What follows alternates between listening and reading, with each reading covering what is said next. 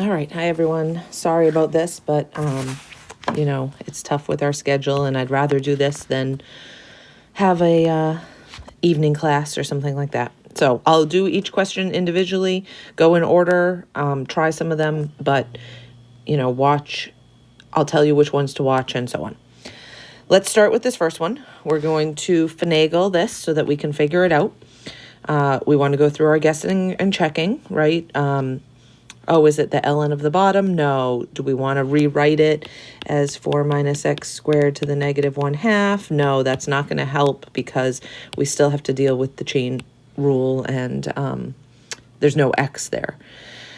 It looks kind of like inverse trig, so there must be some sort of way to do some inverse trig, some finagling to make it be an inverse trig problem. And so what I'm going to do is I'm going to start, because we always want a 1. I'm going to start by factoring out a 4, and I'm going to be left with 1 minus x squared over 4.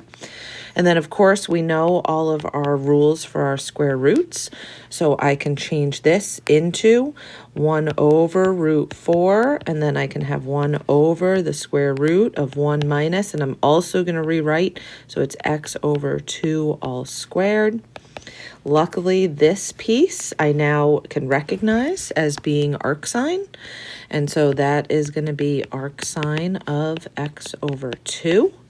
And then the 1/2 out in front, I might want to throw in, but I'm going to just keep my guess as this.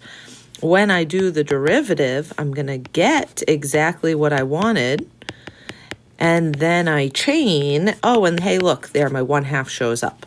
So all I have to do is add on a plus c, and I've got my answer. So we know our answer here, but we want to be able to consistently get this even when it's not quite as nice. So we're going to do the same problem, but this time we're going to learn how to do a trig substitution. So for our trig substitution, let me copy the problem first. We are going to choose basically one of 3 things to substitute in. I'll write them down in a minute, but we're going to substitute x to be either a sine theta, a tan theta, or a secant theta. Those are always going to be your choices, and one of those 3 is always going to work. I'm looking here, I see a 4, so I'm going to make this one be a 2. And we can cheat a little bit since we already know part A, but I'm going to choose it to be 2 sine theta. Now, of course, if we do any sort of u substitution, I also need to have dx. So dx is going to be 2 cos theta d theta. And now I can plug in, and hopefully this makes a better integral. So I'm going to have the integral of dx, which is 2 cos theta d theta, all over the square root of 4 minus, I'll just go ahead and square it right away. So that's going to be 4 sine squared theta. I can simplify this now. That's going to be on the top, of course, just the same.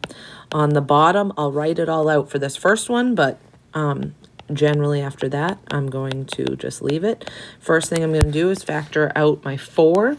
I know the square root of 4 is 2. I also know that 1 minus sine squared is equal to the cosine squared.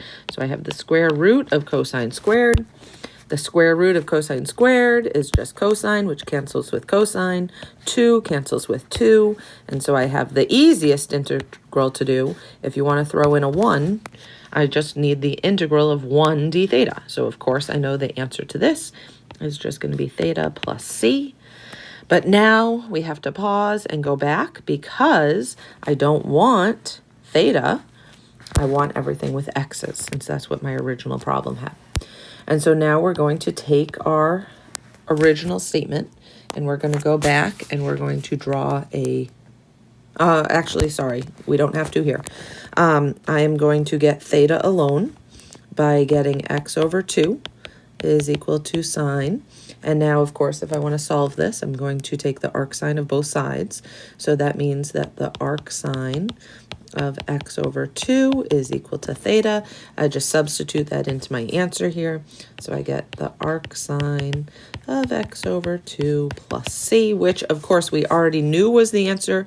We did get the same answer as part A, but we just did it in a little different way.